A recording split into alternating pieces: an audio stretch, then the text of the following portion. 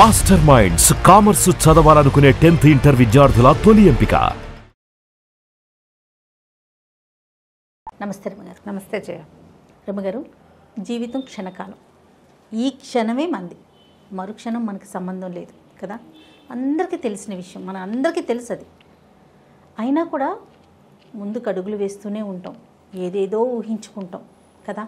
ఊహించాలి, లేకపోతే ఇక్కడే ఆగిపోతాం. ఒక్కొక్కసారి కొన్ని సందర్భాలు ఆగిపోతారండి. ఏదో ఒక చిన్న సంఘటనతో అక్కడితో ఆగిపోతారు, ముందుకు అడుగులు వేయలేకపోతారు. అది ఎలా ముందుకు వెళ్ళాలండి? దానిలో నుంచి ఎలా బయటపడాలి? జీవితం క్షణభంగురం అంటారు. ఒక్క దాని మీదే నీటి పుడగా, అది ఎప్పుడు పేలిపోతుందో తెలియదు. మనకు తెలుసు కదా, ఇది నిత్య సత్యం, తెలిసిన విషయం. ఎవరైనా పోయినప్పుడు అక్కడికి వెళ్ళామనుకో, ఎంత సింపుల్. ఇందాకే మాట్లాడాడు, పొద్దున్నే చూసా, నిన్న కాక మొన్నే ఫోన్లో మాట్లాడా, మొన్నేగా కాశీ వెళ్ళొచ్చాడు, నిన్న కాక మొన్న పిల్లకి పెళ్లి చేశాడు, వ్యాపారం పెట్టారు, అదేదో పని చేశారు, కొత్త చొక్కా కొనుక్కొచ్చాడు నిన్న సాయంత్రం, ఇవాళకి వెళ్ళిపోయాడు. ఆ చొక్కా వేరే చొక్కా వేసుకోవడానికి వెళ్ళిపోయినట్టే. అలాంటప్పుడు మనకు అనిపిస్తుంది, మనం కూడా ఇంతే కదా అనిపిస్తుంది. శ్మశాన వైరాగ్యం, ఇంతేగా జీవితం అనిపించేస్తుంది. ఒక్కడు ఎవడో ఒకడు అక్కడ ఆగిపోతారు జయ. అవునండి. మరణ భయం వాళ్ళని పట్టి పీడించేస్తుంది. మిగిలిన వాళ్ళు ఎవ్వరూ ఆగరు. మనం ఒక విష్ణుమాయా విలాసంలో ఉంటాం. ఇంటికి వెళ్తాం, అలాగే దీనంగా పోతాం. లేదా అక్కడ ఉన్న వాళ్ళు కూడా దీనంగా ఉంటారు. ఆ మరణం దగ్గర ఆ ఇళ్లలో ఉన్న వాళ్ళు కూడా అలా కూర్చుంటారు. ఇది ఆగిందని, ఒక్క జీవితం ఆగిపోయిందని. ఏది ఆగుతుంది? ఎండ మధ్యాహ్నం కరకరలాడేటప్పుడు చనిపోయారనుకో, సాయంత్రం అవ్వదు, రాత్రి అవ్వదు. ఈ లోపల జీవక్రియలు ఆటోమేటిక్గా శరీరంలో జరిపితే నీకు నాకు సంబంధం ఏముంది? దాని దారిని అది పోతూ ఉంటుంది, అనవరిపోతూ ఉంటుంది. నువ్వు వద్దను కాదను ఏదో ఒకటను, నువ్వు ఏమన్నా సరే గాలి లోపలికి పోతూ ఉంటుంది, బయటకు వస్తూ ఉంటుంది, జరిగిపోతుంది. లోపల అన్నం తిప్పే మెషిన్ తిప్పుకుంటూ ఉంటుంది, దాని పని అది చేసుకుంటుంది. రక్తం దాని దారిని అది పరుగులు తీస్తుంది. కిడ్నీ తన పని అది చేసుకుంటుంది, స్ప్లీన్ దాని పని అది చేసుకుంటుంది, లివర్ దాని వేషం అది వేసుకుంటుంది. ఆటోమేటిక్గా చీకటి పడేసరికి ఆకలిస్తుంది, రాత్రి అయ్యేసరికి నిద్ర వస్తుంది. సహజం కదా. చాలా. ఈ సహజత్వం తెలుసు తెలీదు మనకి. మనకి తెలియకపోతే ఆగదు కదమ్మా. నాకు తెలీదు నీ లివర్ ఎలా పనిచేస్తుందో నువ్వు చెప్పంటే, ఎవరో బయాలజీ స్టూడెంట్, ఆ డాక్టర్లో ఎవరో చెప్తారు. నువ్వు నేను ఏం చెప్తాం? ఎవరికి తెలుసు? ఆ లోపలికి వెళ్ళి అది ఏం చేస్తుందో చూడం మనం. మన కిడ్నీలు ఎలా పనిచేస్తున్నాయో తర్వాత కాలాల్లో మనకి సైన్స్ పాఠాలు వచ్చి కొంచెం అర్థమైంది. అయినా మనకేం అర్థం కానట్టే, మనకేం తెలియదు, ఏమీ తెలియదు. అవును. ఆ డాక్టర్లు కూడా దాన్ని ఎలా పని చేయించాలో చూస్తారు, కానీ అది ఆగిపోయాక దాన్ని ఏం చేయాలో వాళ్ళకి తెలియదు. వాటంతట అవి జరుగుతాయి. జీవనం అలా జరిగిపోతుంది. అందులో మరణం ఒక భాగం. ఎవరు మరణించారో వాళ్ళు ఆగుతారు, ఆ శరీరం ఆగుతుంది, ఆత్మ ఆగదు. అది ఆత్మ ఈ చొక్కా వదిలేసి ఇంకో కొత్త చొక్కా వేసుకోవడానికి వెళ్ళిపోతుంది, దాని దారిన అది. ఆ శరీరంతో ముడిపడి ఉన్న జనమంతా బాధపడతాం, దాంతో మనకున్న అనుబంధంతో బాధపడతాం. ఆత్మకి ఏమీ లేదు, దాని దారిని అది పోయి ఇంకో చంటిపోయి ఒక పుట్టవలసిన ఒక శిశువు శరీరంలోకి ప్రవేశించేస్తుంది, వెళ్ళిపోతుంది. అదే జరుగుతుంది. మనం ఆగిపోతాం. ఈ ఆగిపోయే వాళ్ళకి ఒక మోటివేషన్ అవసరం. అందుకని మనం భగవద్గీత చదువుతాం. తర్వాత ఏమో ఇప్పుడు గరుడ పురాణం విస్తారంగా తెలుసుకుంటాం. ఏదో నాబోటి నీబోటి పెద్దవాళ్ళు కూర్చొని మాట్లాడుకుని, పెద్దవాళ్ళు నాయన ఇలాగే ఉంటుంది, తెల్లారితే 2 రా ముందుకెళ్ళాలి నాయన, బతుకున్న వాళ్ళని చూసి ఓ రాయేసుకోవాలి, అది కడుపులో రాయేసుకుని ముందుకెళ్ళాలి మనం. నీకోసం ఏది ఆగదు, వాళ్ళ కోసం కూడా ఆగదురా, ఇవి ఉన్న వాళ్ళ కోసం వెళ్ళాలి. వాళ్ళు ఎవరు లేకపోయినా సరే, జీవితం భగవంతుడు ఎందుకు ఇచ్చాడో నీకు ఈ జీవితం, నువ్వు చేయాల్సింది ఏముందో, నువ్వెవరిని ఉద్ధరించాలో, రేపు బతికి నువ్వేమన్నా సాధించాలి. ఓ కృష్ణారామ అనుకో, నీ జీవుడికి ముక్తి తీసుకోవాలి. నువ్వు నీలో ఉన్న జీవుడికి నువ్వు ముక్తిని సాధించి పెట్టాలి. శరీరం అందుకు కదా ఉంది, అందుకు కదా మనకి శరీరం ఇచ్చారు అని ఓదార్చబడి ముందుకెళ్తూ ఉంటాం. సెల్ఫ్ మోటివేషన్, ఇతరుల నుంచి మోటివేషన్ తీసుకోవాలి. పరిస్థితులే మోటివేట్ చేస్తాయి. ఏదో మగవాళ్ళు చనిపోయారనుకో, చంటి వెంటి పిల్లలు ఏడుస్తారు, వాళ్ళకి ఆకళ్ళు తిళ్ళు తిప్పలు, వాళ్ళకి ఏం తెలుస్తుందండి?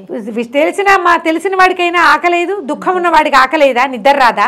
ఒక పూట ఆగుతారు, అంతే. అంతే. రేపటికి రెండో రోజుకి క్రియ ఆగదు కదా. ఆకలి ఆపుకోగలం? అప్పుడు సడన్గా ఈ దుఃఖంలో ఉన్న వాళ్ళు ఎవరైనా పీక పీసుకొచ్చినా నన్ను చంపే అని మేడాందిస్తారా? లేదు, ప్రాణం కోసం కొట్టుకుంటుంది శరీరం.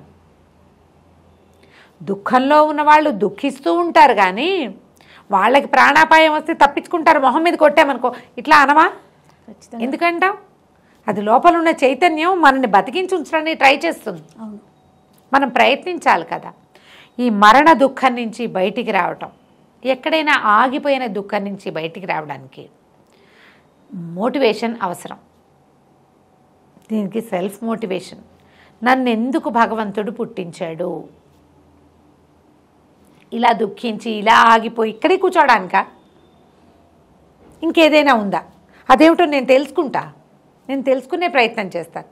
ఈ అమ్మ నాన్న కడుపునే నన్ను ఎందుకు పుట్టించాడు?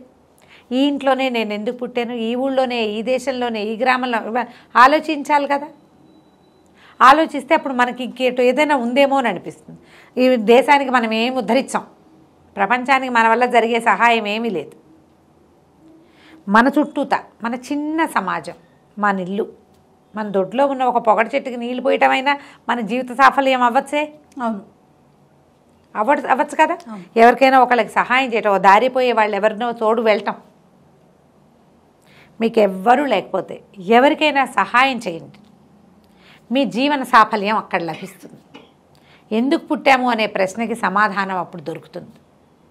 ఇతరులకి సహాయం చేయటం, వాళ్ళు ఏదైనా డబ్బిస్తే పుచ్చుకోండి, అది మీకు జీవితానికి ఉపయోగపడితే తీసుకోండి. మీకు అవసరం లేదనుకుంటే ఒట్టిగా సాయం చేయండి. తర్వాత మీకు కావాల్సింది ఎందుకు ఏమిటి అనేది ముందుకెళ్ళాక కనపడుతుంది. అంతే. దానికోసం నువ్వు ప్రయత్నం చేయాలిగా. ముందు నేను ఇక్కడే కూర్చుని ఇలాగే ఏడుస్తూ ఇదే రకంగా జీవిస్తానంటే ఎట్లా? ఎవరి కోసము రోజు ఆగదే. సూర్యుడు ఆగడు, చంద్రుడు ఆగడు, ఆకలి నిద్ర ఆగవు, ప్రపంచం ఆగదు, అది పోతూ ఉంటుంది. దాంతోపాటు నువ్వు కూడా నడు. ఎవరైనా వెళ్తే ఆ వెళ్ళిన వాళ్ళ కోసం కాస్త ఆగు, దుఃఖాన్ని అనుభవించు, బాధపడు. వాళ్లే నన్ను ముందుకు నెడుతున్నారని అనుకుని ముందుకెళ్ళు. ఇది మనం ఆలోచించాలి కదా. మనిషి ఆయుష్ మనం ఎట్లా చెప్తాం జయ? 100 ఏళ్ళు బతికే వాళ్ళు ఉన్నారు, పుట్టగానే చనిపోయే వాళ్ళు ఉన్నారు. అవునండి. మట్టి కుండలు చేస్తారు, కుండలు చేస్తారా? కొన్ని ఇట్లా చేస్తుండగానే వంకర టింకరగా పోతాయి జయ.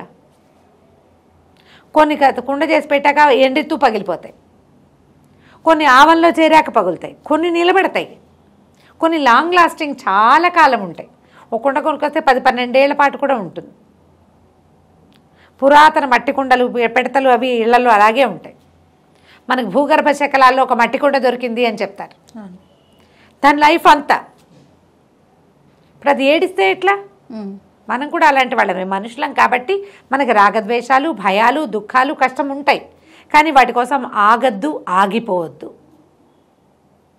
ఎవరైనా ఆగిపోతే బాధపడుతూ ఉంటే వాళ్ళని బయటికి తీసుకొచ్చేందుకు మన వంతు ప్రయత్నం మనం చేయాలి. వాళ్ళతో కలిసి కొంత ప్రయాణం చేసి వాళ్ళని మోటివేట్ చేయాలి. ప్రపంచం మోటివేషన్ తోటే ముందుకెళ్తుంది. కాలం దాని దారిని అది పోతూ ఉంటుంది, నువ్వు దాంతోపాటు వెళ్ళాలిగా. అదే కదా మాటకున్న విలువ. అంతే. అది కాస్త కుంటుపడ్డాం, మళ్ళీ కొంచెం ధైర్యం తెచ్చుకుని ముందుకెళ్ళాలి. అదే మాట సహాయం, అదే కదా. అంతే. ఏమన్నా మాటకున్న విలువ కూడా అది. కాబట్టి ఈ ప్రయత్నం చేయండి, తప్పకుండా మోటివేట్ చేయండి పీపుల్ని మంచి మాటలతోటి. మీరు కూడా మోటివేట్ అవ్వండి. ఎవ్వరూ మనని మోటివేట్ చేసేవాళ్ళు లేకపోతే సెల్ఫ్ మోటివేషన్. నన్ను ఎందుకు పుట్టించాడో దేవుడు, అదేమిటో చూస్తా, నేను తెలుసుకుంటా, ఇంకా ముందుకెళ్తాను నేను అని మనని మనం మోటివేట్ చేసుకుని ముందుకు తీసుకెళ్ళాలి. చక్కగా వెళ్తుంది జీవితం. అప్పుడు ప్రపంచానికి మనం ఉపయోగపడతాం. ఎందుకు వచ్చామో ఆ పని చేస్తాం కనీసం. అంతే. అంతే. రైట్. నమస్తే. నమస్తే చేయండి.